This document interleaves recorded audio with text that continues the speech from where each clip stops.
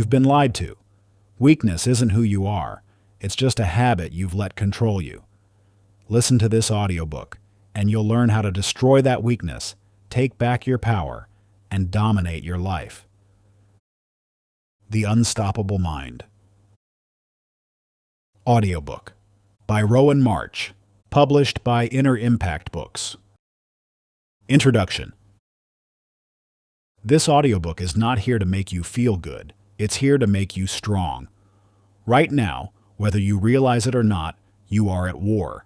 Not with the world, not with your circumstances, but with the part of you that clings to comfort, hesitation, and fear. That voice in your head that tells you later or I'm not ready is your greatest enemy, and for too long, you've let it win. But that ends today.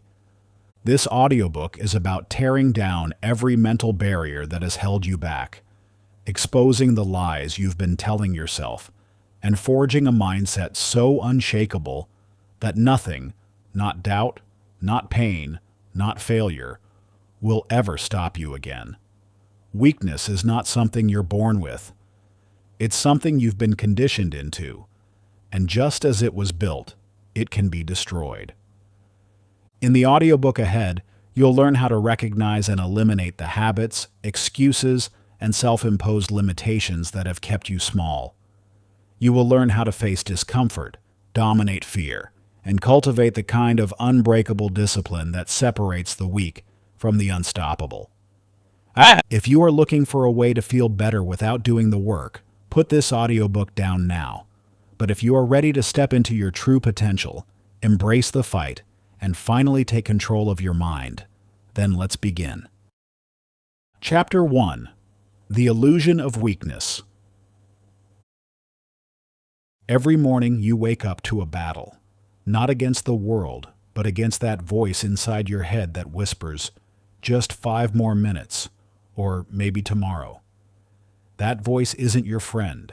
It's the accumulated weight of every time you've chosen comfort over growth, safety over possibility.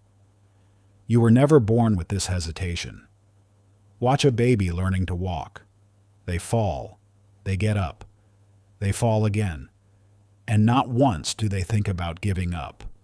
That raw, unstoppable drive is still inside you, buried beneath years of learned helplessness and false limitations. Think about the last time you faced a challenge. Did you step forward, or did you step back? Did you embrace the opportunity, or did you find a reason, an excuse to avoid it? That moment of choice, that split second between challenge and response, is where weakness takes root. But here's the truth that will change everything. Weakness isn't a trait. It's a training ground. The greatest deception you've ever fallen for is the belief that strength is something you're born with, that some people are naturally resilient while others are destined to remain fragile. This lie has become the comfortable excuse that keeps you trapped in mediocrity, preventing you from reaching for what you truly want in life. Take Thomas Edison's journey to creating the light bulb. Each failed attempt, and there were over 1,000 of them, could have been seen as proof of weakness. Instead, Edison famously said, "I have not failed 1,000 times. I have successfully discovered 1,000 ways to not make a light bulb." This wasn't just positive thinking. It was a fundamental understanding that weakness is nothing more than a perspective, a learned response to challenge that can be unlearned just as deliberately. The transformation from weakness to strength isn't about finding some hidden reservoir of power. It's about systematically dismantling the habits of hesitation you've built over years.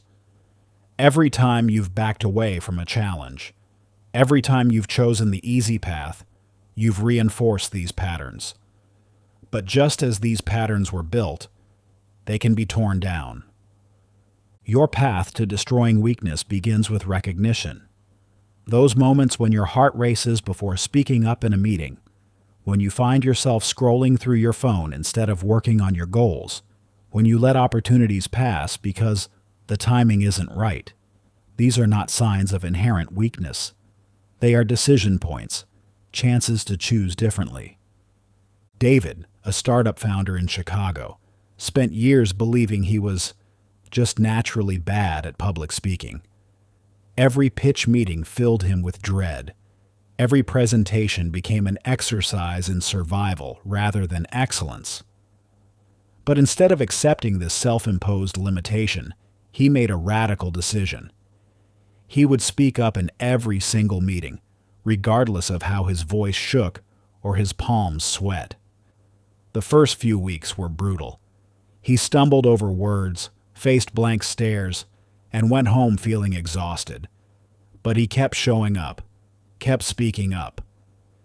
6 months later, his team couldn't believe he was the same person who used to hide in the back of the room. His voice hadn't magically changed. His relationship with fear had. This isn't about positive thinking or empty affirmations. This is about action. Every time you choose discomfort over comfort, growth over safety, action over hesitation, you're not just building strength, you're destroying weakness at its root. The process is simple, but it requires absolute honesty with yourself. Your challenge is this. Identify one area of your life where you've been hiding behind the label of, "I'm just not good at this," or "This isn't my strength." Today, not tomorrow, not next week, you will take one decisive action that directly confronts this self-imposed limitation. It doesn't matter how small the action is. What matters is that you break the pattern of avoidance. Write down your action before you close this chapter and commit to completing it within the next 24 hours. This is where your transformation begins. Chapter 2. The Comfort Trap. If you had to choose between easy and difficult, you'd pick easy. That's human nature. But what if I told you that easy is killing you? Every time you choose the comfortable path, you sacrifice growth. Every time you avoid discomfort, you reinforce your own limitations. Comfort isn't just harmless relaxation. It's a slow, silent poison that numbs your potential. And if you don't learn to reject it, it will bury you alive. Your body and mind crave comfort like an addiction. It's not your fault. We're biologically wired to conserve energy and avoid pain. But in today's world, this ancient survival mechanism has become a trap.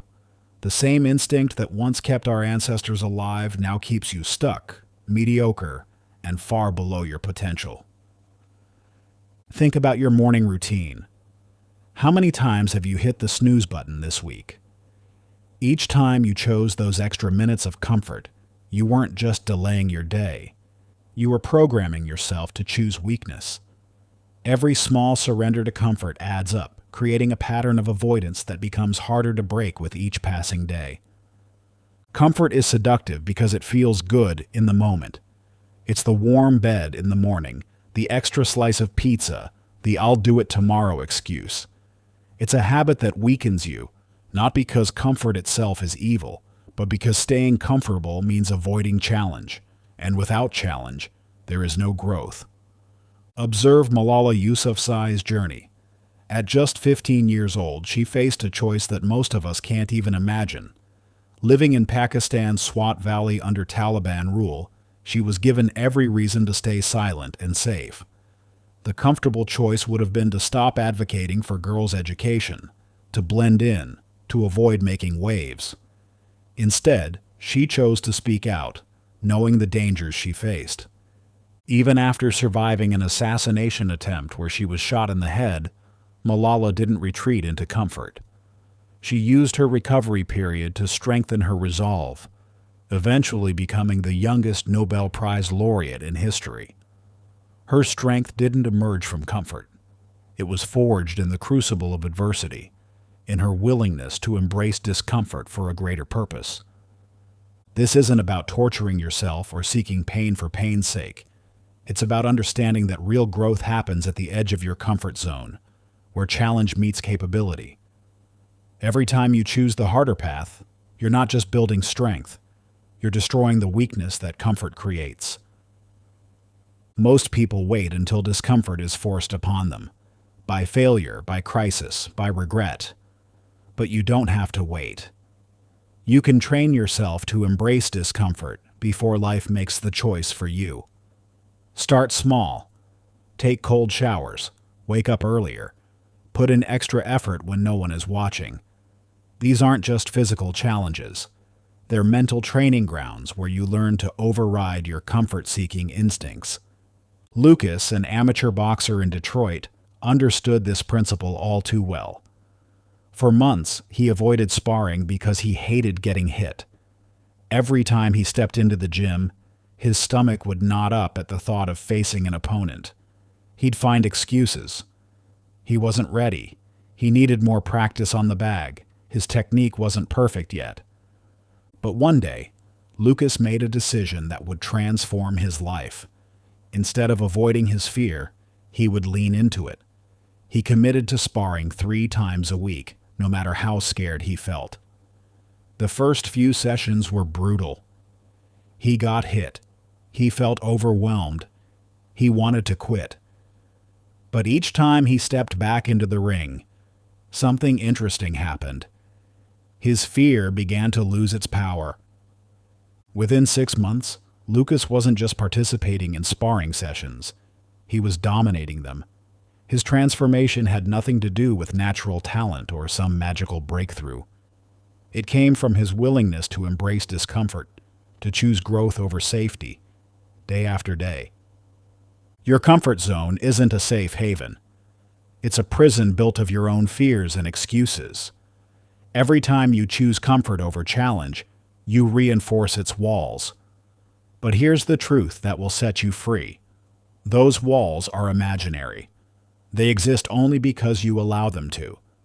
Think about the goals you've been putting off, the dreams you've labeled as someday. Behind each delay is a choice for comfort over growth. That promotion you want, it requires the discomfort of taking on more responsibility. That business you dream of starting, it demands the discomfort of uncertainty. That relationship you want to improve, it needs the discomfort of vulnerable conversations. Comfort is the enemy of everything you want. If you continue to choose the easy path, you will never become strong. Chapter 3. Fear in Disguise. Fear doesn't always feel like fear. Sometimes it looks like logic. Sometimes it sounds like a perfectly reasonable excuse. I need more time to prepare. I just don't have the right resources yet. What if I fail? These aren't rational thoughts. They're fear in disguise. And the longer you listen to them, the more they will control your life. Your mind is masterful at creating sophisticated justifications for inaction. It wraps fear in the language of reason, making cowardice sound like wisdom. You tell yourself you're being strategic when you're really just afraid. You call it planning when it's really just procrastination. These mental gymnastics might make you feel better, but they're keeping you trapped. Think about the last time you had a great idea or opportunity. Within seconds, your mind probably generated a dozen reasons why you shouldn't pursue it. Each excuse seemed logical, responsible, smart. But strip away the fancy language, and what remains? Pure, simple fear. Fear is not the screaming terror we imagine. It's much more subtle and much more dangerous. It's hesitation, procrastination, self-doubt. It's the invisible force that stops you from starting, from speaking up, from taking risks. But fear is not reality. It's a prediction, one that is often wrong. Consider Oprah Winfrey's journey.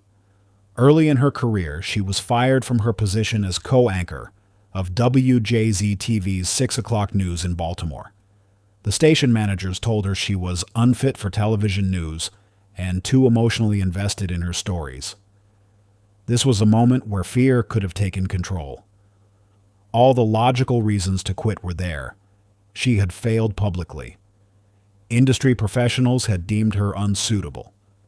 The smart choice would have been to find a different career path. But Oprah recognized these thoughts for what they were, fear masquerading as reason. Instead of letting this setback define her future, she used it as fuel. She didn't just overcome this obstacle. She went on to build a media empire worth billions, becoming one of the most influential people in the world. The very qualities that got her fired, her emotional connection and authentic approach, became the foundation of her success. The only way to defeat fear is to act before it has a chance to paralyze you. Stop analyzing. Stop negotiating. Stop waiting. Move forward even when you feel unprepared. Because here's the truth. That voice in your head telling you to wait until you're ready is lying. You'll never feel completely ready. The people you admire, the ones who achieve great things, they weren't ready either. They just acted anyway. Ava, a talented artist in Portland, spent years perfecting her craft but never sharing it. She had every excuse imaginable. Her style wasn't developed enough. The market was too saturated.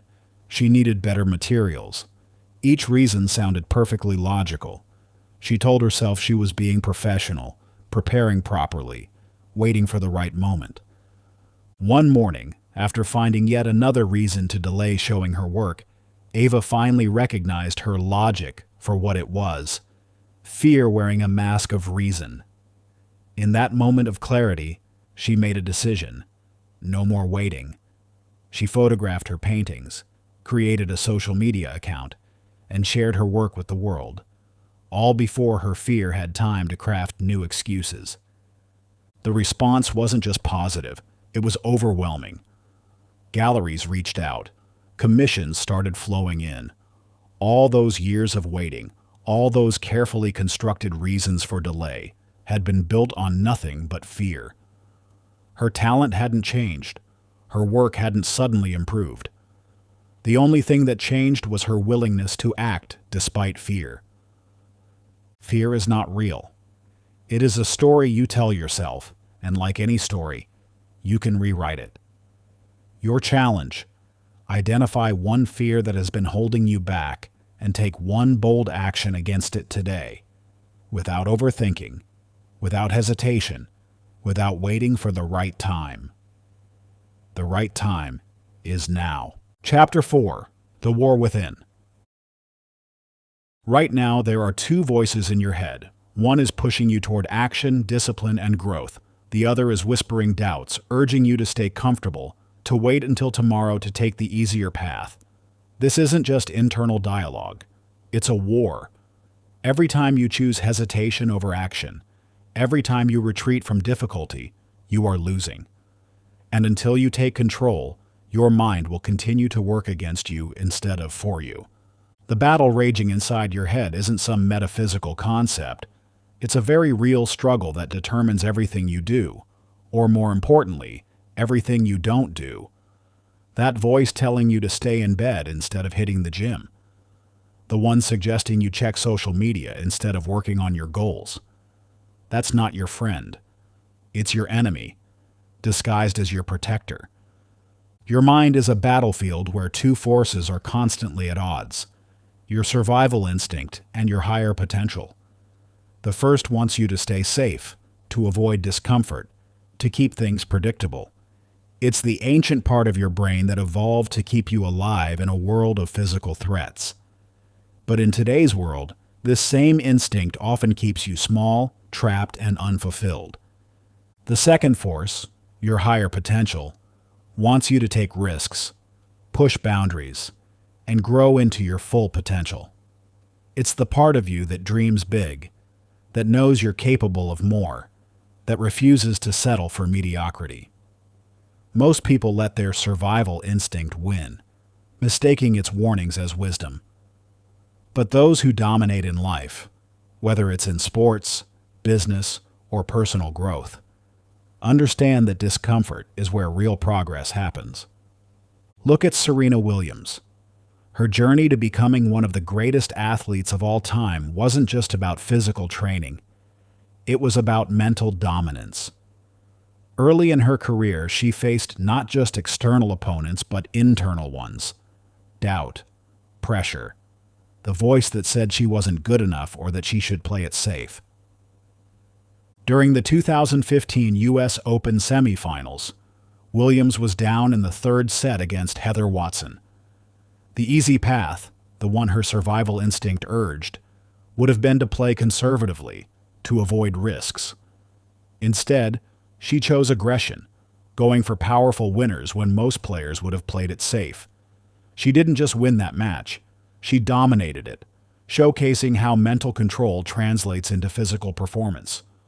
But this wasn't natural talent. It was trained discipline. Williams spent countless hours working with mental performance coaches, developing techniques to control her thoughts under pressure. She didn't allow her mind to run wild with doubts or fears. She programmed it to serve her goals, not sabotage them. If you don't program your mind, it will be programmed for you, by fear, by doubt, by the voices of others.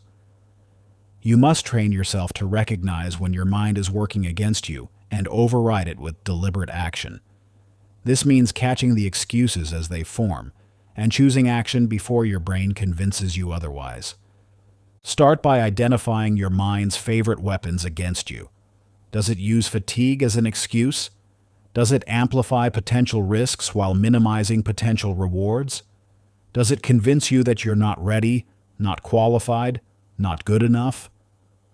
These aren't facts. They're programs running in your mental software, and like any software, they can be rewritten. The key is not to negotiate with these thoughts. Don't argue with them. Don't try to reason with them. The moment you engage in debate with your limiting beliefs, you've already lost.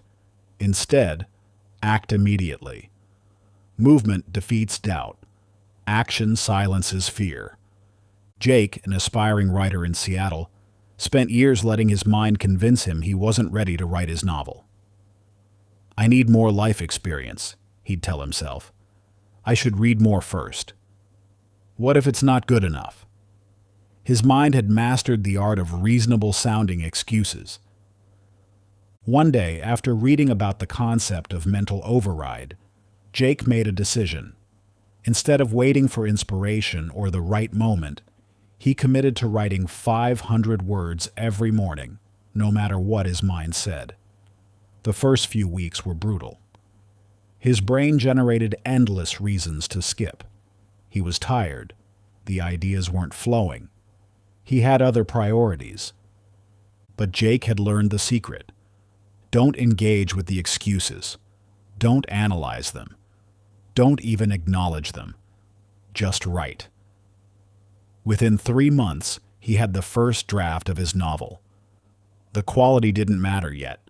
What mattered was that he had broken the pattern of mental sabotage. His mind no longer controlled his actions. He controlled his mind. This same principle applies to every area of your life. Your mind will always generate reasons to stay comfortable, to avoid risk, to maintain the status quo. It's not because you're weak or lazy. It's because your brain is doing what it evolved to do. Avoid potential threats and conserve energy. But you live in a different world now. The threats aren't physical predators. They're the consequences of inaction. The energy you're conserving isn't saving your life. It's preventing your growth. Every time you let your mind talk you out of action, you strengthen its control over you. You can either be the master of your mind or its prisoner. The choice is yours. Your challenge. The next time your brain gives you a reason to delay action, override it immediately. Take action before hesitation takes control. Chapter 5. The Death of Excuses. Excuses feel like logic. They make you feel smart, reasonable, even responsible. But in reality, every excuse you accept is just a justification for staying weak. I don't have time.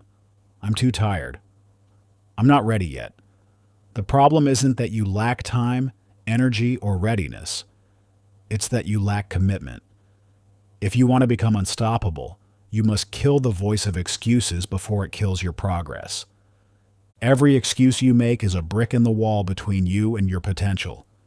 That wall isn't built overnight. It's constructed slowly, one seemingly reasonable excuse at a time. Each time you tell yourself, "I'll start tomorrow," or "I'm not qualified enough yet," you're not just postponing action. you're strengthening the habit of inaction. Think about the last excuse you made. Really examine it. Was it truly impossible to take action, or did you simply choose the comfort of avoidance?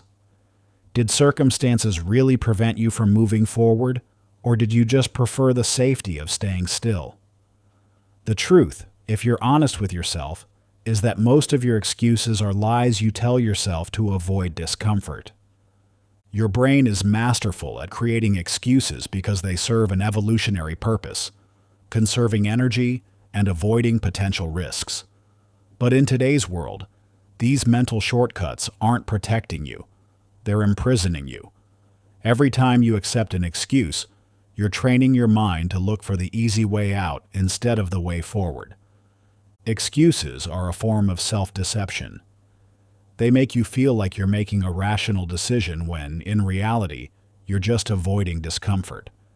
And the more you entertain them, the stronger they become. It's like feeding a stray cat. The more you do it, the more it comes back, until eventually it's living on your porch, demanding to be fed. Think about Stephen Hawking's story. Here was a man who had every legitimate reason to make excuses. Diagnosed with ALS at 21, he was given just 2 years to live. His body gradually betrayed him, leaving him almost completely paralyzed. If anyone had the right to say "I can't" or "it's too hard," it was him. But Hawking refused to let physical limitations become mental ones. Even as his condition worsened, he continued his work in theoretical physics. When he could no longer write equations, he developed new ways to visualize them in his mind. When he lost his voice, he adapted to communicate through a speech-generating device. He didn't just survive, he revolutionized our understanding of the universe. What's remarkable about Hawking wasn't just his intellectual brilliance, it was his absolute refusal to accept excuses. When asked about his condition, he famously said, "My expectations were reduced to 0 when I was 21. Everything since then has been a bonus." He transformed what could have been a perfect excuse into fuel for extraordinary achievement. The difference between Hawking and most people isn't capability, it's commitment. While others use their circumstances as reasons to stop, he used his as reasons to push harder. If a man who could barely move could reshape our understanding of black holes and quantum mechanics, what's really stopping you from pursuing your goals? If you want to destroy excuses, you must become ruthless with yourself. The moment an excuse enters your mind, don't negotiate, just take action. Instead of saying, "I don't have time to work out," get down and do 10 push-ups. Instead of telling yourself, "I'm too tired to work on my project," sit down and write 1 sentence. The action doesn't have to be big, it just has to break the pattern of excuse-making. Your excuses have momentum. Every time you give in to one, you make it easier to give in to the next. But the reverse is also true. Every time you override an excuse with action, you strengthen your resistance to future excuses. It's like building an immune system against weakness. Focus on the transformation of Rachel, a college student who had convinced herself she was just not good at math. This wasn't just an observation. It was an excuse that shaped her entire academic identity. Every time she faced a difficult problem, her mind would automatically remind her, "This isn't for you. You're not a math person." Instead of accepting this narrative, Rachel made a simple but powerful decision. She committed to spending just 30 minutes each day practicing math problems, regardless of how she felt or how difficult it seemed. The first few weeks were brutal. Her mind generated endless excuses. "You're too tired. You don't understand this anyway. Why bother?" But Rachel had learned the key to killing excuses. Don't engage with them. Don't analyze them. Don't try to disprove them. Just act. Every day, no matter what her mind said, she sat down and did her 30 minutes. No negotiations, no exceptions. Within 3 months, something remarkable happened. Not only did her math skills improve, but her entire relationship with the subject changed. The excuse, "I'm not good at math," lost its power, because she had proof that it was false. She hadn't become a mathematical genius. She had become something more valuable. Someone who acts despite excuses. You will always have an excuse if you look for one.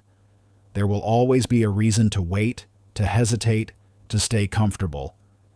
But if you train yourself to act despite them, you become unstoppable. The key is not to fight excuses. Fighting them gives them power. The key is to ignore them completely and take immediate action. Chapter 6. The Overthinking Trap. You've done it before. You had a great idea, an exciting goal, or a bold decision to make. But instead of acting, you thought about it.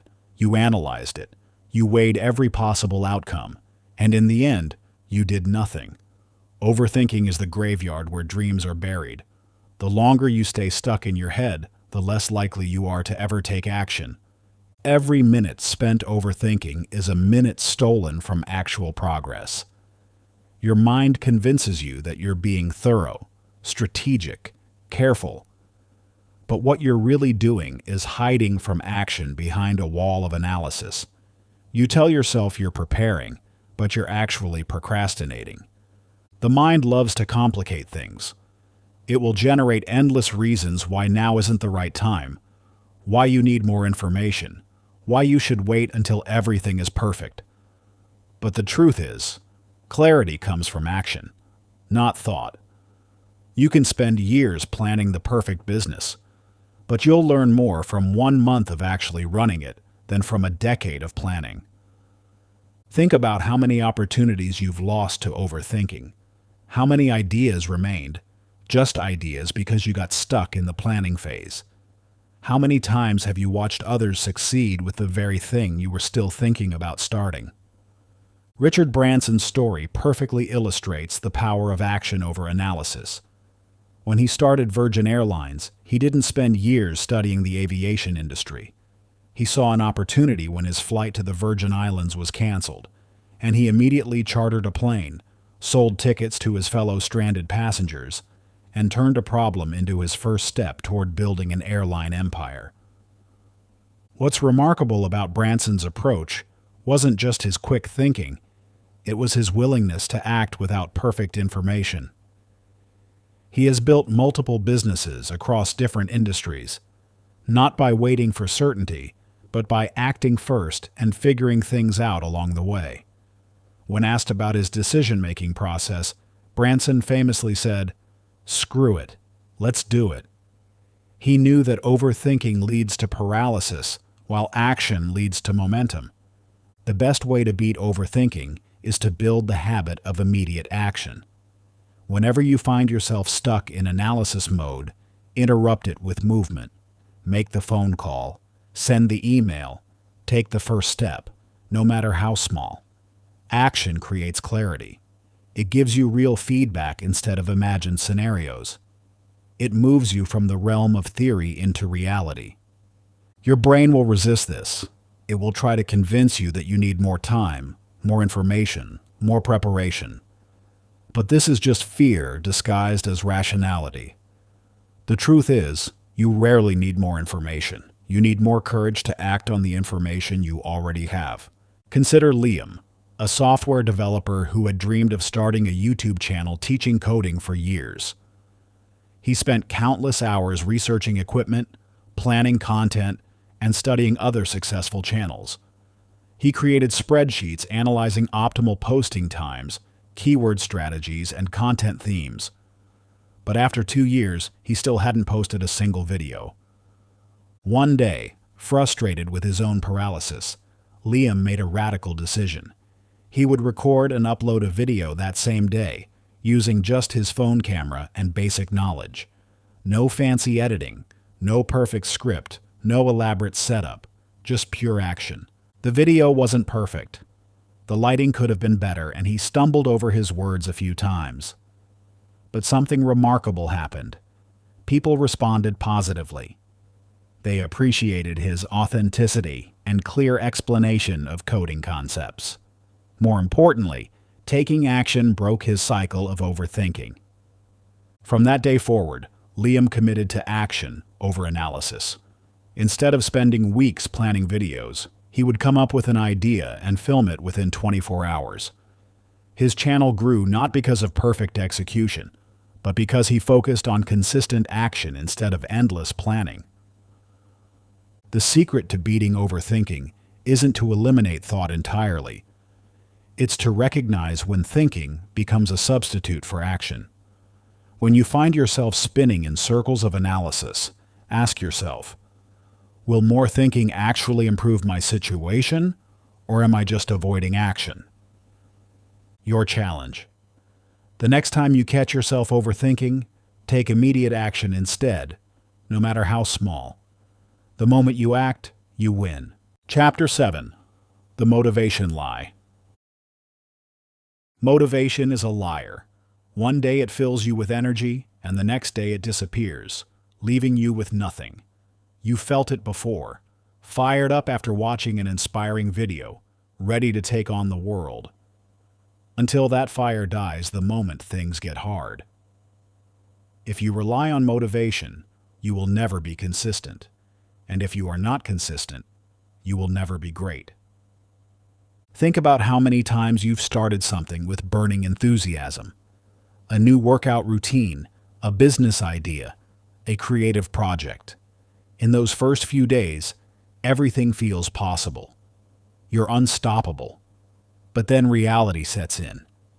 The initial excitement fades, the work gets harder, and suddenly, that powerful motivation that seemed so reliable becomes a distant memory. This is where most people fail. They mistake motivation, a temporary emotional state, for the foundation of success. They believe they need to feel like it to take action. But here's the brutal truth. The people who dominate their fields aren't those who feel like it every day. It's those who show up no matter what. Motivation is an emotion, and like all emotions, it fluctuates. One day you'll be inspired, the next day you won't. If you depend on that feeling to take action, you'll fail every time. Discipline is different. It is the ability to do what must be done, regardless of how you feel. Look at Jocko Willink, former Navy SEAL commander and leadership instructor. Every morning at 4:30 a.m., his alarm goes off and he heads straight to his gym. Not because he's motivated. There are plenty of mornings when his bed feels more appealing than a brutal workout. He does it because he has built a system of discipline that operates independent of his feelings. Willink's approach isn't just about physical training. It's about understanding a fundamental truth. Waiting to feel motivated is a form of weakness. In his years leading SEAL teams, he observed that the operators who survived the harshest conditions weren't necessarily the most talented or the most motivated. They were the ones who had mastered discipline. When asked about his early morning routine, Willink doesn't talk about motivation or inspiration. He simply states, discipline equals freedom. This seemingly paradoxical statement captures a profound truth.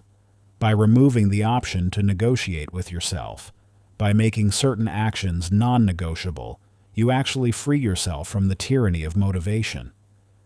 The difference between motivation and discipline becomes most apparent when things get difficult. Motivation abandons you precisely when you need it most, during challenges, setbacks, and moments of doubt. Discipline, on the other hand, becomes stronger through adversity. It's the force that pushes you forward when every fiber of your being wants to quit. If you want to build discipline, you must stop negotiating with yourself. Remove the option to skip, to delay, to excuse. Whether it's going to the gym, working on your goals, or practicing a skill, treat it as non-negotiable. This means establishing clear, unbreakable rules for yourself. Don't say, I'll try to work out 3 times this week. Say, I work out Monday, Wednesday, and Friday at 6 a.m., no exceptions. Don't tell yourself, I'll write when I feel inspired. Instead, commit to writing 500 words every morning before checking your phone, The moment you start negotiating, you've already lost. Observe Mia, a pianist who struggled with consistency in her practice routine. For years, she waited for inspiration to strike before sitting down at the piano. Some days she would practice for hours, caught up in the excitement of learning a new piece. Other days, most days, she wouldn't touch the instrument at all. Her breakthrough came when she realized that her sporadic practice schedule wasn't just inefficient, it was actively holding her back. She made a decision. 30 minutes of practice every day, no matter what. No exceptions for being tired, busy, or uninspired. The first few weeks were brutal. There were days when those 30 minutes felt like hours, when every note seemed forced and mechanical. But she stuck to her commitment.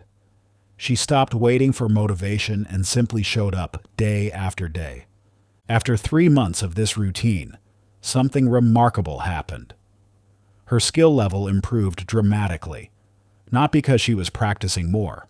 She actually spent less total time at the piano than during her motivated periods, but because she was practicing consistently. The daily discipline had created a foundation that no amount of sporadic motivation could match. More importantly, she noticed that her relationship with practice had fundamentally changed. She no longer needed to feel inspired to play. The act of showing up, regardless of her emotional state, had become as natural as breathing. Some days she still felt that spark of motivation, and those days were wonderful. But her progress no longer depended on them. This is the power of discipline over motivation. Motivation is like a fair-weather friend, present during the good times but unreliable when things get tough. Discipline is the silent warrior that carries you through both sunshine and storms. Think about your own life. How many goals have remained unachieved because you waited for motivation? How many skills have gone unmastered because you only practiced when you felt like it? How many opportunities have slipped away because you couldn't maintain consistency? The people who win in life are not the ones who feel motivated. They are the ones who have mastered discipline. They understand that greatness is built in the moments when you don't feel like showing up, but do it anyway. Your challenge: pick one habit you've been inconsistent with and commit to doing it every day for the next week, no matter how you feel. Chapter 8. Pain is your teacher. You've been lied to about pain. You were taught that pain is bad, something to avoid at all costs. But pain is not your enemy. It is your greatest tool for growth. Every single person who has achieved anything extraordinary has suffered for it. The question isn't how to avoid pain. It's how to use it to your advantage. Think about every meaningful achievement in your life. Did any of them come easily? That promotion you earned, the skills you mastered, the relationships you built, each required you to push through discomfort, to endure moments of doubt and difficulty. Yet somewhere along the way, you were taught to fear pain rather than embrace it. Society has conditioned you to seek comfort, to run from anything that hurts. But this instinct, while natural, is holding you back. Pain isn't just an unavoidable part of growth, it's a necessary catalyst for transformation. Every time you shy away from difficulty, you rob yourself of an opportunity to become stronger. Consider the basic biology of muscle growth. When you lift weights, you literally tear your muscle fibers. It's uncomfortable, sometimes even painful. But without that stress, without that controlled damage, your muscles would never grow stronger. This same principle applies to every aspect of life. Mental, emotional, and spiritual growth all require you to push through pain. Pain is the ultimate teacher because it demands your full attention. It strips away pretense and forces you to confront reality. When you're comfortable, it's easy to lie to yourself, to maintain illusions about your capabilities and limitations. Pain cuts through these delusions with brutal honesty. Look at Michael Jordan's journey. When he was cut from his high school basketball team as a sophomore, the pain was real. It wasn't just physical exhaustion from training. It was the deep, emotional sting of rejection, of being told he wasn't good enough. Most people would have used that pain as an excuse to quit. Jordan did the opposite. He turned that pain into fuel. Every morning at 6 a.m. before school started, he was in the gym practicing. Every afternoon, he was back again. The pain of being cut didn't break him. It focused him. He used that rejection as motivation to prove everyone wrong. The result? He didn't just make the team the next year. He became the greatest basketball player in history. Jordan's story illustrates a fundamental truth. Pain is neutral. It's not inherently good or bad. It's a tool, and its value depends entirely on how you use it. The pain of rejection, failure, or loss can either crush you or forge you into something stronger. The choice is yours. This isn't just about physical pain or athletic achievement. Every domain of excellence requires embracing discomfort. Writers face the pain of criticism and rejection. Entrepreneurs endure the stress of uncertainty and failure. Leaders carry the weight of difficult decisions and their consequences. What separates the exceptional from the average is not an absence of pain, but a different relationship with it. Navy SEALs have a saying, "Get comfortable being uncomfortable." During their infamous Hell Week, candidates endure sleep deprivation, hypothermia, and physical exhaustion beyond what most people can imagine. The purpose isn't just to test their limits. It's to teach them that pain is temporary, but the strength gained from enduring it is permanent. But you don't need to be a SEAL to apply this principle. Every day presents opportunities to build your pain tolerance, to strengthen your resilience through controlled exposure to discomfort. The key is to start seeing pain as information rather than injury. When you feel the burn during a workout, that's your body telling you it's adapting. When you feel anxious before a presentation, that's your mind preparing for growth. When you face rejection or criticism, that's life offering you a chance to build emotional resilience. Ethan, a struggling salesman, discovered this truth the hard way. Every rejection felt like a personal attack, each no a confirmation of his inadequacy. His sales numbers were plummeting, not because he lacked skill, but because his fear of rejection was paralyzing him. Then he made a radical decision. Instead of trying to avoid rejection, he would actively seek it out. He set a goal to collect 100 no's as quickly as possible.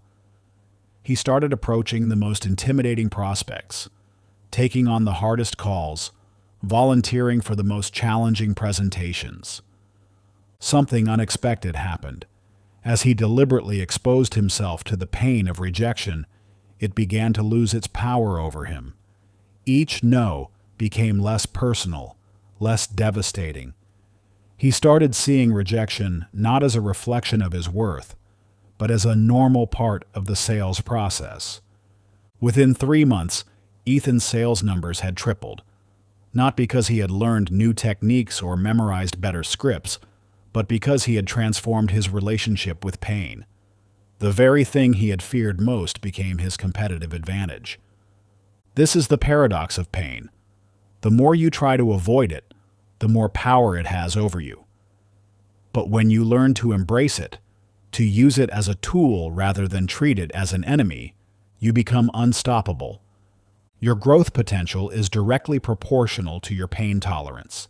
This doesn't mean you should seek out unnecessary suffering or ignore legitimate warnings from your body or mind.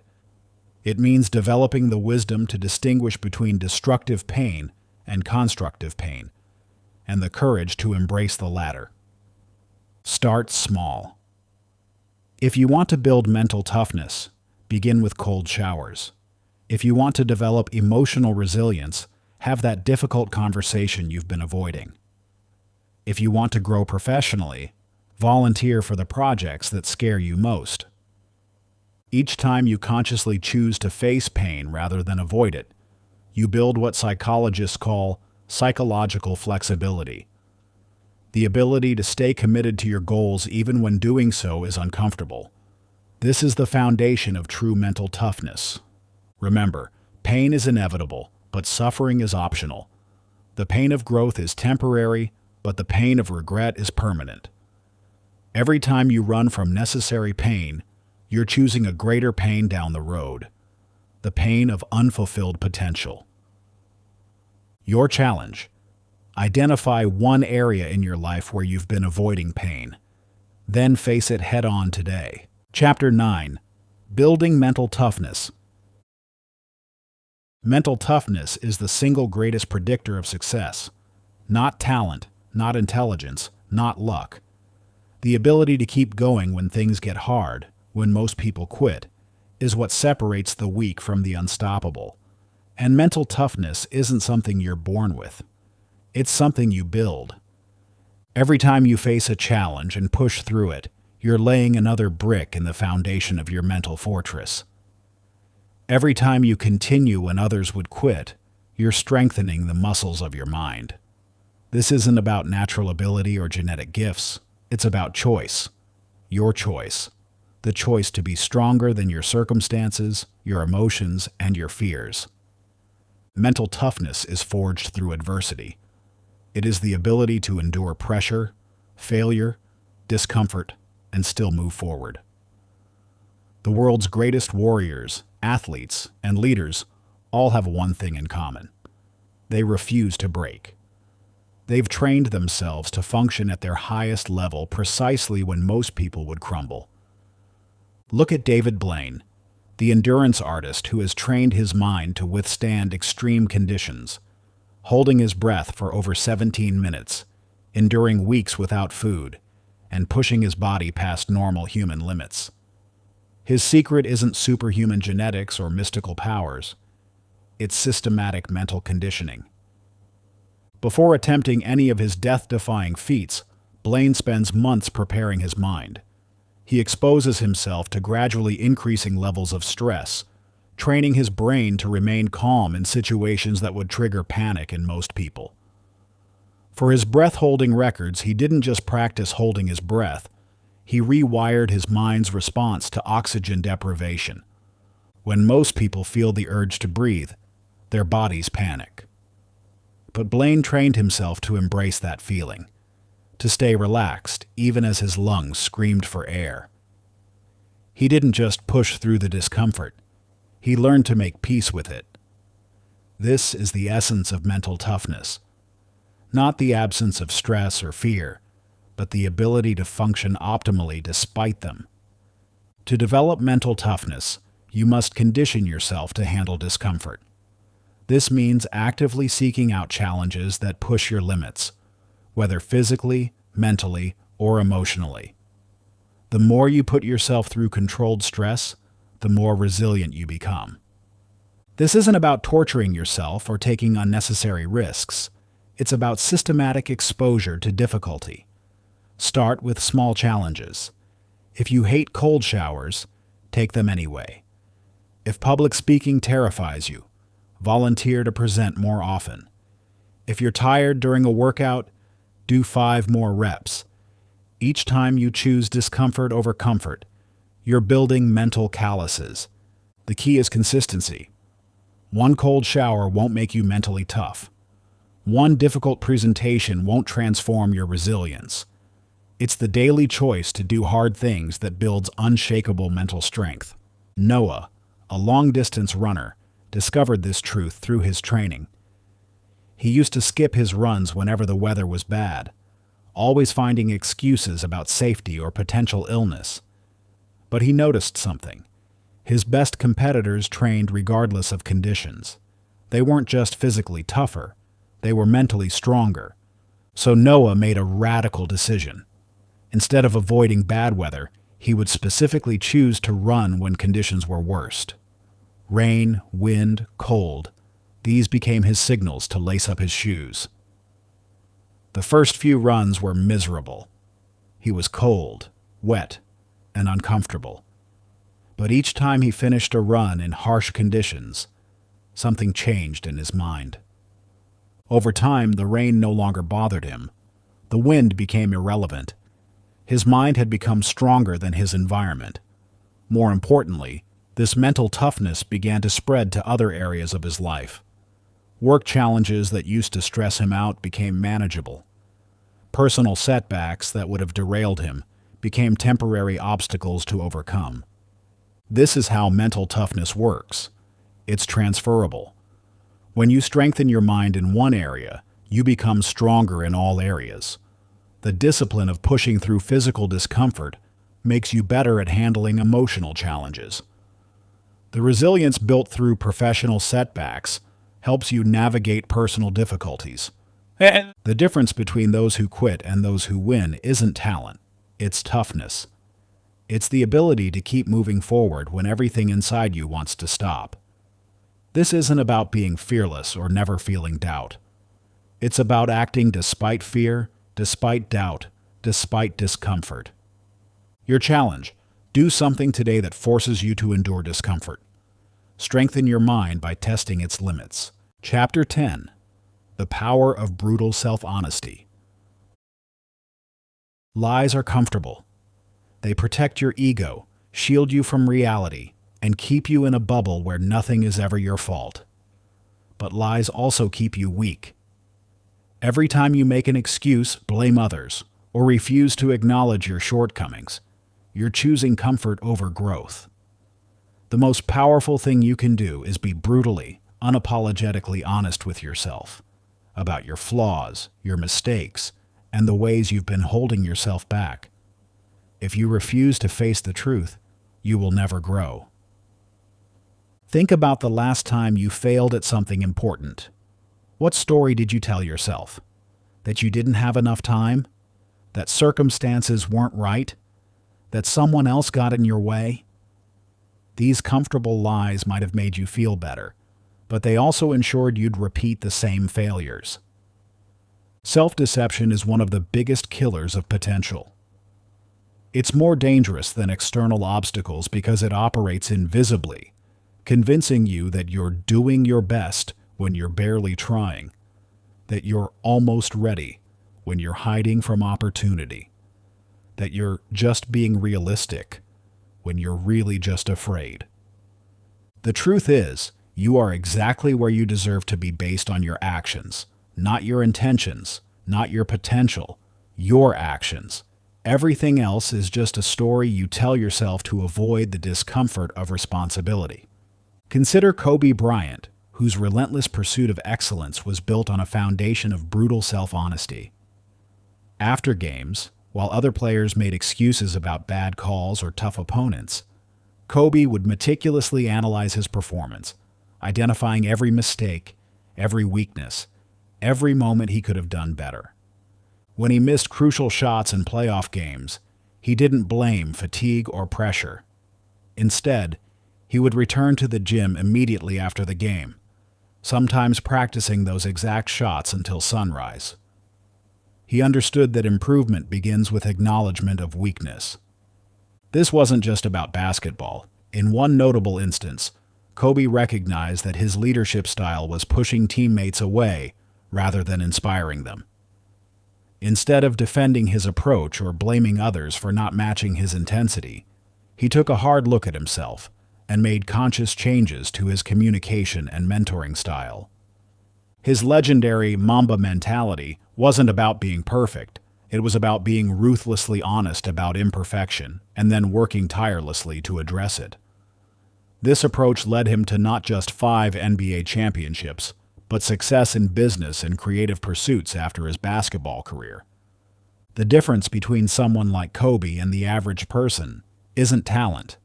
It's their relationship with truth. Most people spend their lives running from reality, building elaborate networks of excuses and justifications to protect their ego. They blame their boss for not recognizing their value while doing mediocre work. They blame their metabolism for their poor health while making unhealthy choices. They blame the market for their financial struggles while refusing to learn new skills. To break free from this cycle of self-deception, you must strip away all excuses and face reality head-on. This starts with asking yourself hard questions and being willing to hear uncomfortable answers. Where are you actually falling short?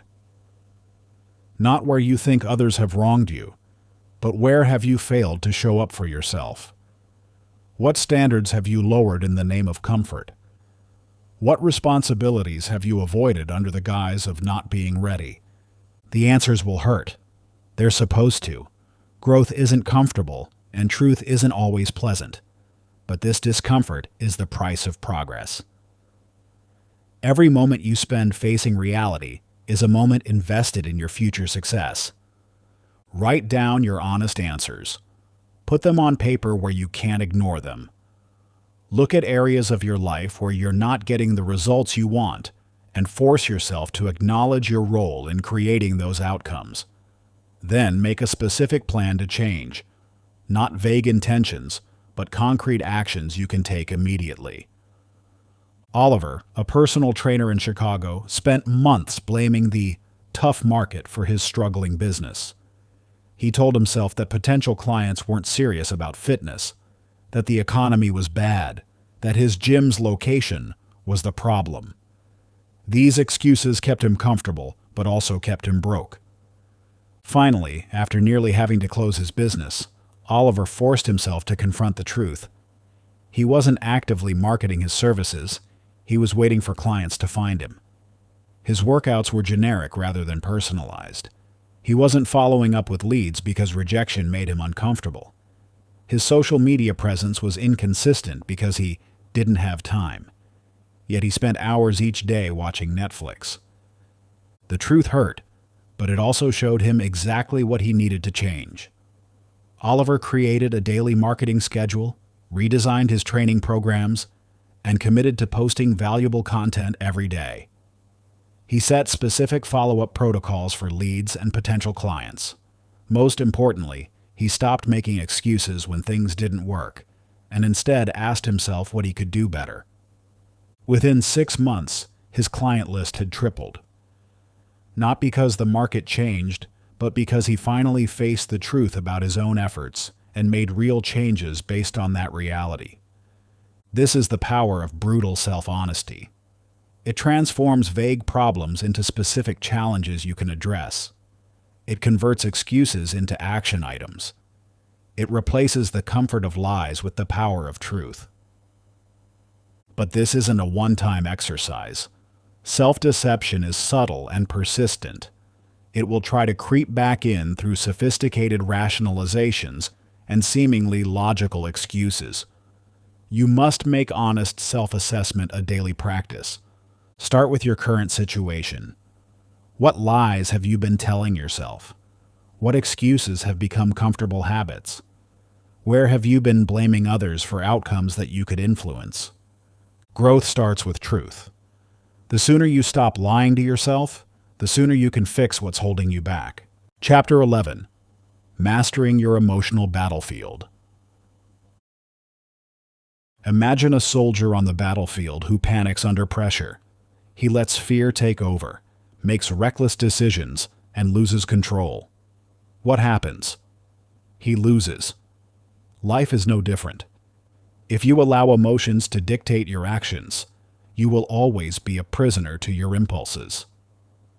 The strongest people in the world aren't emotionless. They've simply learned how to master their emotions instead of being ruled by them.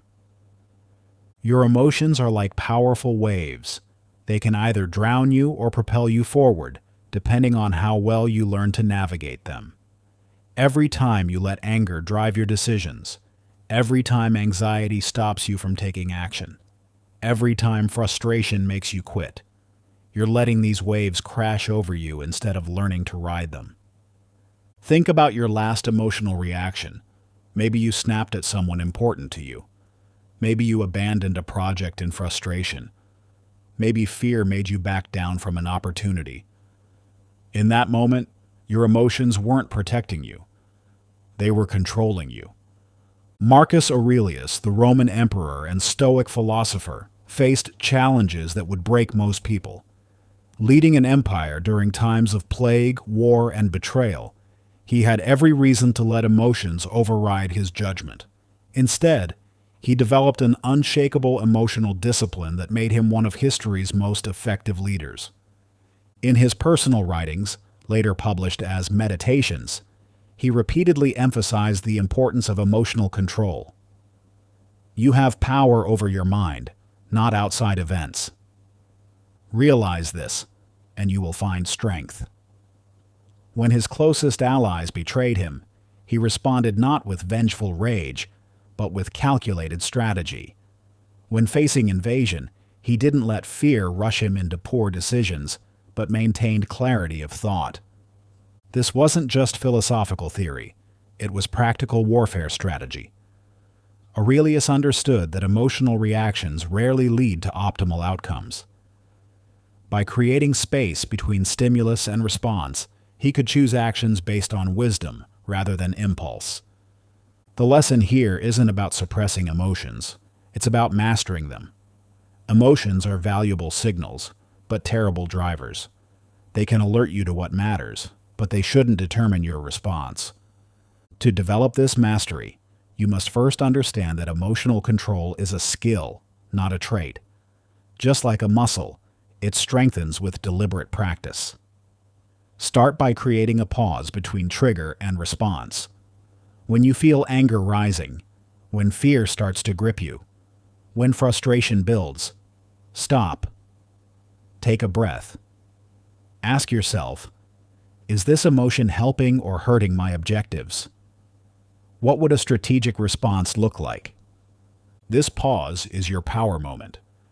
It's where you transform from a reactive victim of your emotions into a strategic master of your responses.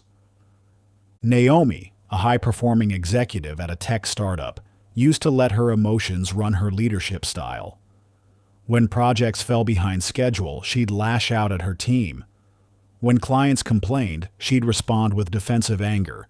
Her emotional reactivity was destroying team morale and compromising her effectiveness as a leader. Everything changed when she learned about emotional discipline.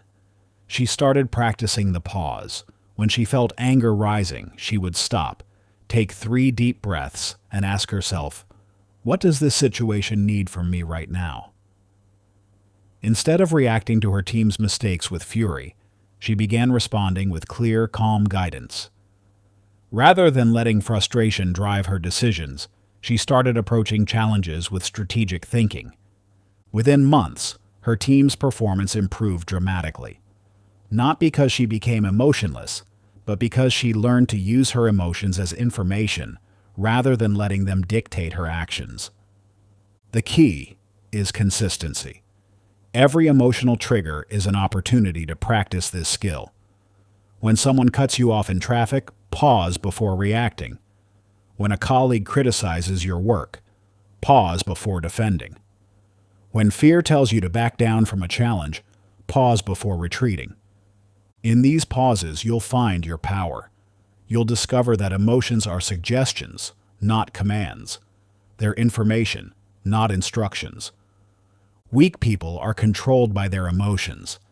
Strong people control their emotions. The difference isn't in what they feel, it's in how they respond to those feelings. Your challenge. The next time you feel yourself reacting emotionally, pause. Take a breath. Choose your response instead of letting your emotions choose for you. Chapter 12. Turning rejection into rocket fuel. Most people fear rejection and failure like they fear death. They avoid risks, play it safe, and never put themselves in situations where they might lose. But here's the truth. Rejection and failure are necessary steps toward success. The people who achieve the most in life are the ones who failed the most. But instead of quitting, they use those failures as fuel. Every time you back away from an opportunity because you might fail, every time you stay silent because someone might say no, you're not protecting yourself, you're imprisoning yourself. That safety you feel? It's an illusion. In reality, avoiding failure is the biggest failure of all. Think about the last time rejection or failure stopped you in your tracks. Maybe it was a job interview that went nowhere. Maybe it was a business idea that flopped. Maybe it was a relationship that ended badly. In that moment, it felt like proof that you weren't good enough. But what if those failures weren't endings at all? What if they were actually the beginning of something greater? Failure is not the opposite of success. It is part of success. The greatest achievements in history came from people who refused to let failure stop them.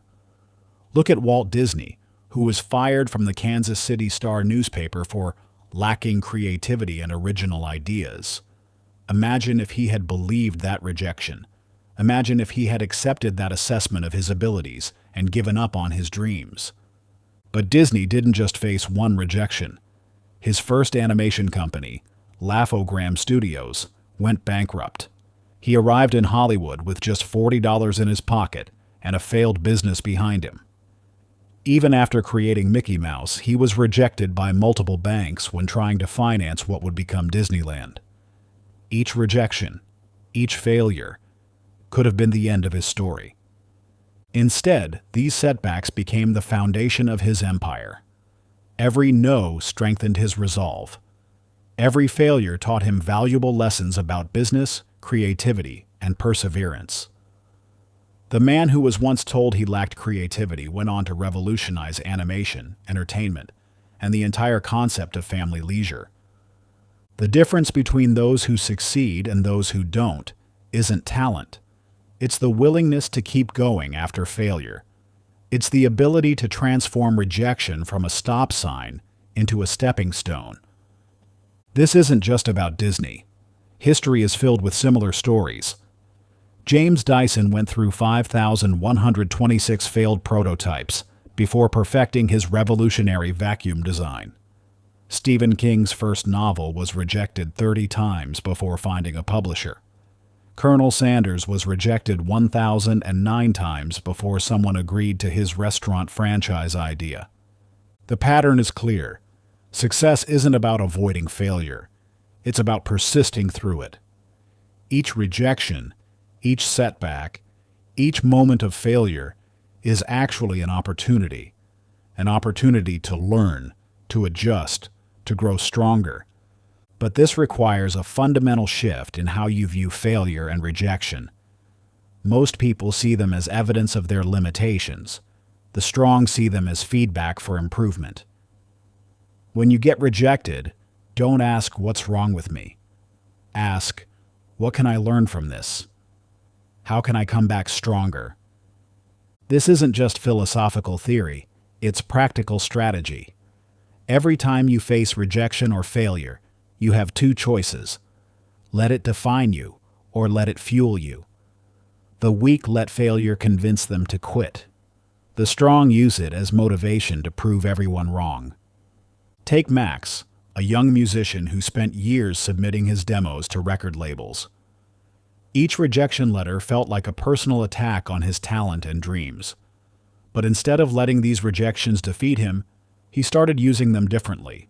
He created a wall in his studio where he hung every rejection letter, not as a reminder of failure, but as fuel for his fire. With each rejection, Max analyzed the feedback he received. He worked on his songwriting, improved his production quality, and kept refining his unique sound. Instead of waiting for a label to choose him, he started building his own audience through social media and live performances. 2 years later, Max had built such a strong, independent following that those same labels started reaching out to him. But by then, he had learned something valuable. Success wasn't about getting someone else's approval. It was about believing in himself enough to keep going when everyone else said no.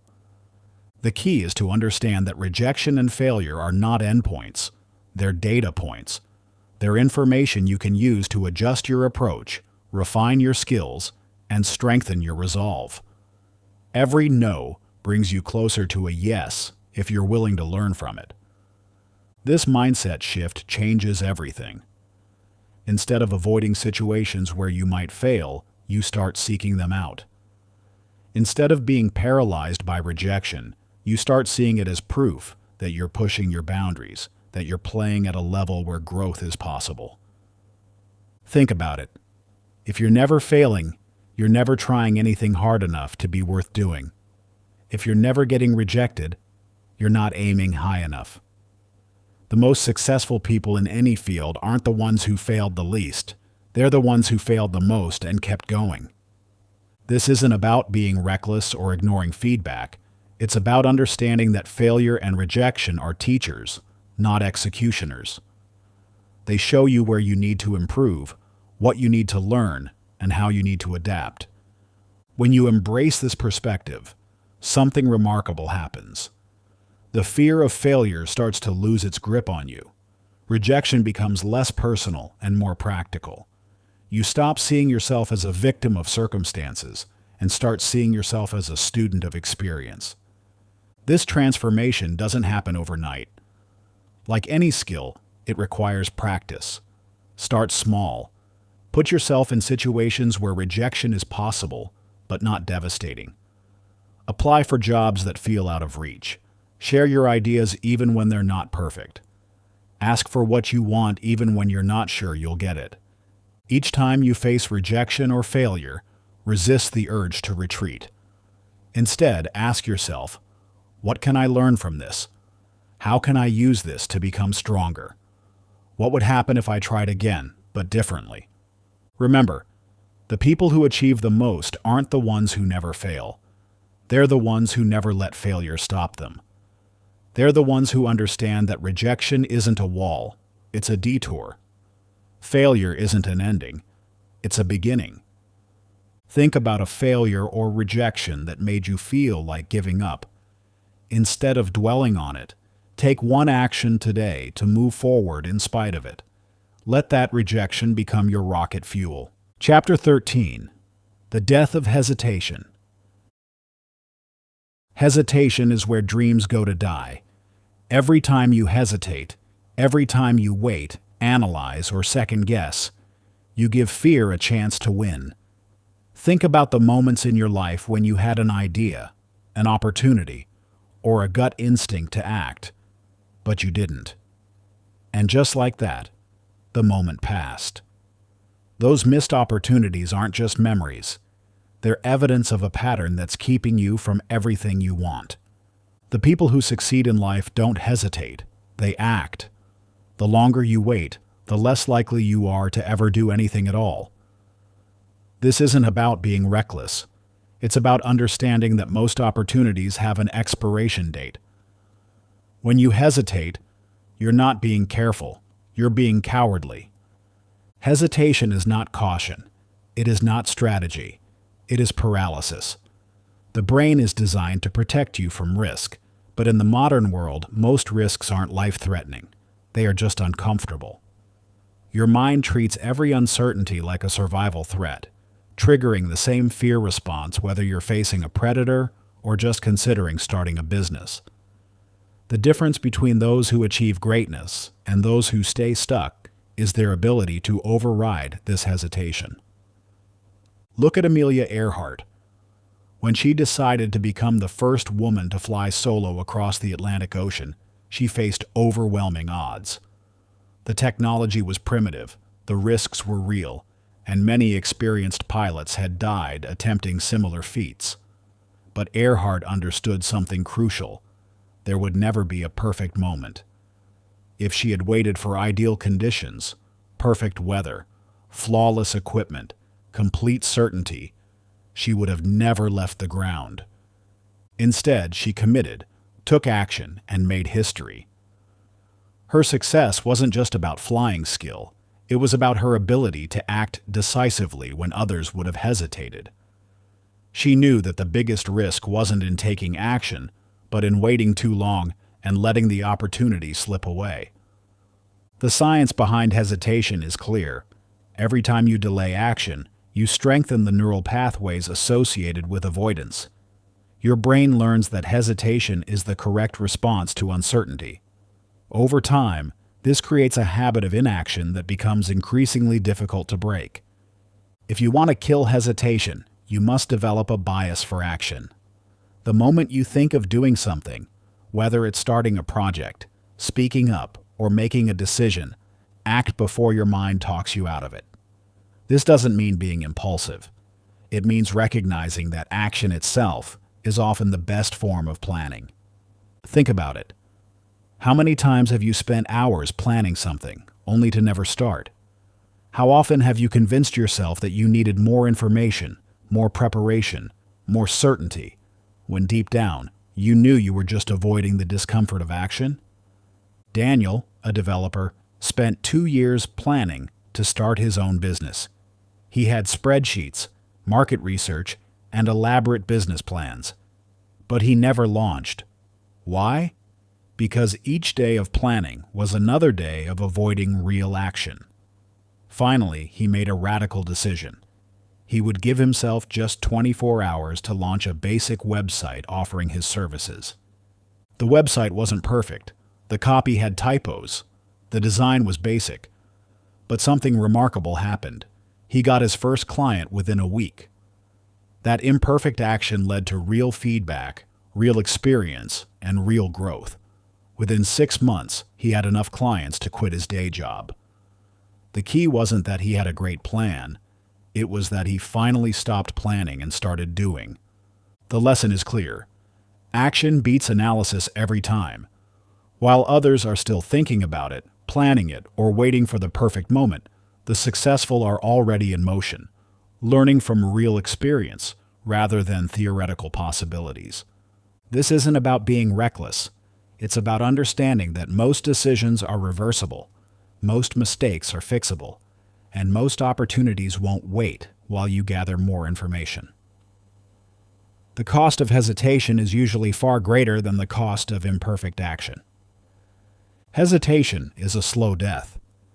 The only way to win is to move before your brain convinces you otherwise. Your challenge: pick one thing you've been hesitating on and take action immediately. No second guessing, no delaying. Just act. Chapter 14: The Warrior's Mindset. There are 2 types of people in this world: those who see life as a battlefield and those who see it as a playground. The first group thrives in adversity, refuses to quit, and treats every challenge as a fight to be won. The second group crumbles when things get tough, expecting life to be fair. Right now, you need to ask yourself, which one are you? Every morning when you wake up, you make a choice. Will you face the day as a warrior, ready to conquer whatever stands in your way? Or will you approach it like everyone else, hoping things will be easy, complaining when they're not, and ultimately surrendering to mediocrity? The warrior's mindset isn't just about fighting, it's about absolute ownership of your life. It's about treating every challenge, every setback, and every obstacle as a battle that must be won. Warriors don't wait for perfect conditions. They don't make excuses. They don't expect the world to hand them anything. They prepare, they train, and they attack their goals with relentless determination. This isn't about pretending to be tough. It's about developing the mental fortitude to face whatever life throws at you. The warrior doesn't hope for an easy life. They train for a hard one. They understand that strength isn't about avoiding difficulty. It's about being ready when difficulty arrives. Miyamoto Musashi, perhaps history's greatest samurai, lived this truth to its fullest extent. He fought his first duel at age 13 and remained undefeated throughout his life, facing over 60 life-or-death battles. But what made Musashi extraordinary wasn't just his fighting skill, it was his approach to life itself. He treated every aspect of his existence as training for battle. When he slept fully alert. When he ate with complete awareness. Every moment was an opportunity to sharpen his mind, strengthen his spirit, and eliminate weakness. He didn't compartmentalize his warrior mindset. He lived it in everything he did. One of his most famous principles was, "Do nothing which is of no use." Think about that. How much time do you waste on things that don't serve your growth? How often do you engage in activities that make you weaker instead of stronger? The warrior eliminates everything that doesn't contribute to their development. This mindset isn't just for ancient samurai, it's for anyone who wants to dominate in modern life. Look at the most successful people in any field. They approach their craft with the same intensity, discipline, and unwavering focus that Musashi brought to swordsmanship. They don't wait for motivation. They don't need someone to push them. They show up every day, ready for war. The warrior mindset demands absolute responsibility. No excuses, no blame, no self-pity. If something isn't working in your life, you fix it. If you're not where you want to be, you train harder. If obstacles appear, you find a way through them, over them, or around them. This approach transforms how you handle every aspect of life. In business, you don't wait for opportunities, you create them. Every rejection, every setback, every failure becomes a battle scar that makes you stronger.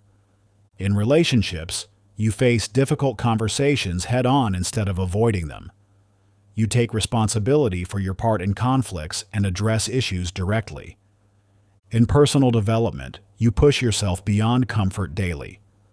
You embrace discomfort as training, knowing that each challenge builds your resilience. Elena, a single mother of two, embodied this transformation. Working 2 jobs while pursuing her degree, she initially saw herself as a victim of circumstances. Life was unfair, and her situation was impossible. But something changed when she adopted the warrior mindset. She stopped seeing her challenges as burdens and started viewing them as battles to be won. Each early morning became training for discipline. Every financial challenge became an opportunity to strategize. The long hours of study after putting her kids to bed became her proving ground.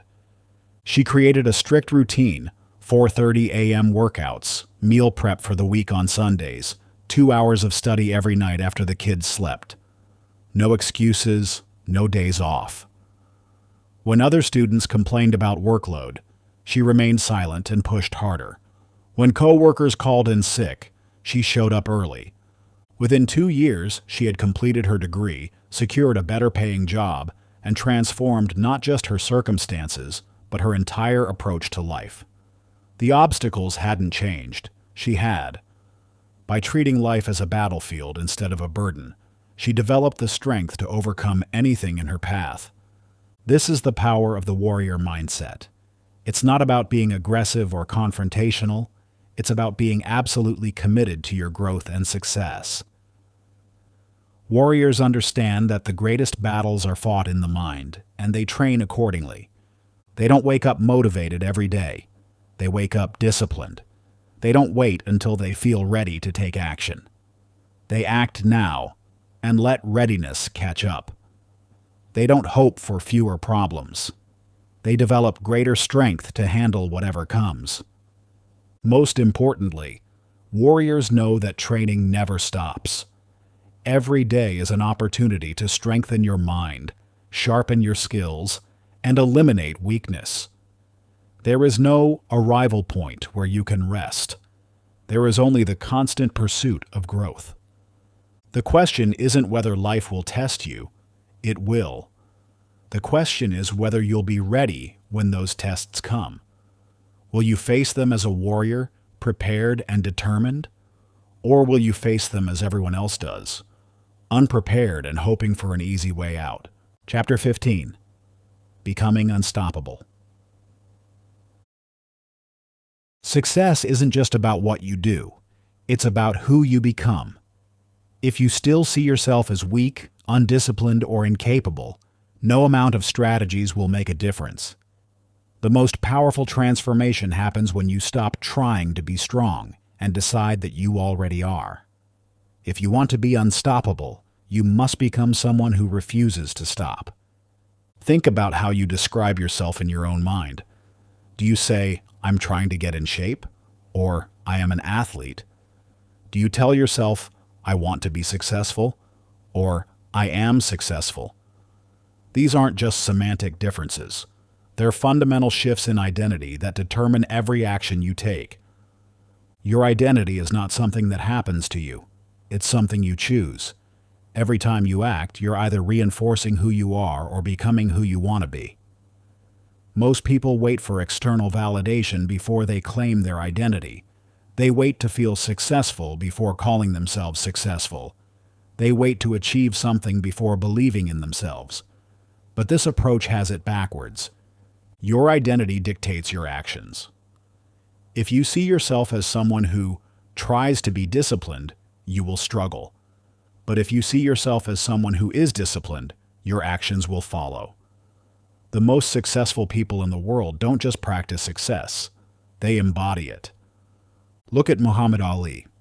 Long before he was the greatest, he declared himself to be.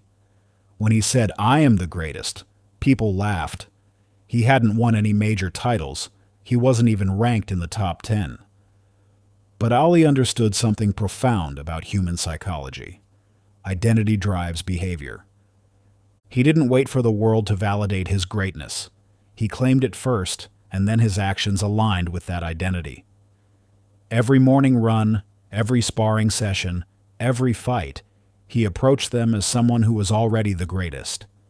His bold declarations weren't just showmanship, they were identity statements that shaped his reality. When you watch footage of Ali training, you don't see someone trying to become great. You see someone who already knows they're great, pushing themselves to live up to that identity. That's the power of identity-based transformation. This isn't about positive thinking or empty affirmations. It's about making a fundamental decision about who you are, then aligning every action with that decision. When you truly believe you are disciplined, you don't need willpower to wake up early. That's just what disciplined people do. When you know you're unstoppable, you don't quit when things get hard, because that's not who you are. Think about how identity shapes behavior in every area of life. A person who identifies as a non-smoker doesn't need willpower to resist cigarettes. They simply don't smoke, because that's not who they are. A person who sees themselves as an entrepreneur doesn't wait for permission to start a business. They take action because that's what entrepreneurs do. The mistake most people make is waiting for proof before they claim their identity. They think they need to achieve something first, to earn the right to see themselves differently. But this creates a paradox. You won't take consistent action until you believe in your identity, but you won't believe in your identity until you see results. The solution? Choose your identity first. Decide right now who you are. Not who you want to be, not who you're trying to become. Who you are. Then let every action flow from that identity. If you decide you are disciplined, act disciplined right now. Not tomorrow, not when you feel motivated. Now. If you decide you're unstoppable, face your challenges head-on today. Don't wait for confidence. Don't wait for proof. Act from your new identity immediately. Jason, an aspiring writer, spent years trying to become a writer. He read books about writing, took courses, made plans, but he rarely actually wrote. Why? Because he didn't see himself as a real writer. He was waiting for permission, waiting for validation, waiting to feel ready. Everything changed the day he made a decision. He stopped saying, "I want to be a writer," and started saying, "I am a writer." It wasn't about positive thinking. It was about identity. Writers write. That's what they do. So he started writing every single day, not because he felt inspired, but because that's what writers do. He submitted his work to publications, not because he felt ready, but because writers share their work. He faced rejection after rejection, but kept submitting because that's what writers do. Within a year, he had published multiple pieces and was earning money from his writing. The skill had always been there. What changed was his identity. This same principle applies to every area of life. Want to be unstoppable? Stop trying to become unstoppable and decide that you are. Right now. Your past doesn't matter. Your current circumstances don't matter. What matters is the identity you choose in this moment and every action that follows. When you face a challenge, ask yourself, what would an unstoppable person do? Then do that. When you feel like quitting, ask yourself, would someone unstoppable quit here? Then keep going. Let your new identity guide every decision. This isn't about pretending or faking it. It's about making a fundamental choice about who you are, then living in alignment with that choice. Every time you act in accordance with your chosen identity, you strengthen it. Every time you push through when others would quit, you prove to yourself that you are unstoppable. The world doesn't define you. You define yourself. Stop waiting for permission to become who you want to be. Stop waiting for proof that you're strong enough, disciplined enough, or capable enough. Choose your identity now and let your actions follow. Your challenge. Define the kind of person you want to be, then act like them right now, without hesitation. Conclusion. In the journey we've taken together through this audiobook, you've confronted the lies that kept you small. You've faced the excuses that held you back. You've learned to embrace discomfort, to kill hesitation, to forge mental toughness through deliberate action. But knowledge without implementation is worthless. Information without transformation is just entertainment. Your transformation isn't complete just because you've reached the end. In fact, this is where the real work begins. Everything you've learned about embracing pain, killing excuses, building mental toughness, these aren't just concepts to understand. They're weapons to wield in your daily battle against mediocrity. The real test isn't in hearing these words, it's in living them. It's in the moment when failure hits and you choose to get back up. It's in the early morning when your bed feels too comfortable and you choose to rise anyway. It's in the face of rejection when you choose to push forward instead of retreat. Your transformation is not a destination, it's a daily choice. Every single morning, you must decide who you are going to be. Will you be the person who makes excuses or the one who makes progress? Will you be the one who waits for motivation or the one who acts with discipline? Will you be the one who fears failure or the one who uses it as fuel? This isn't just about achieving goals or overcoming obstacles. It's about becoming someone who no longer recognizes limitations. Someone who sees challenges as opportunities for growth. Someone who has made strength their default state. Your transformation is ongoing. Every day presents new opportunities to reinforce who you've become or to slide back into who you were. The choice is yours. But now you know the truth. You are capable of far more than you ever imagined. You have the tools.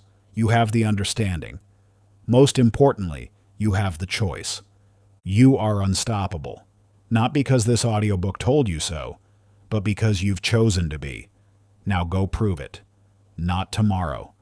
Not when you feel ready. Right now. Because that's who you are now. Thank you for listening and for investing in yourself. I believe in you. Your potential is endless. Now, go out there and create the life you deserve.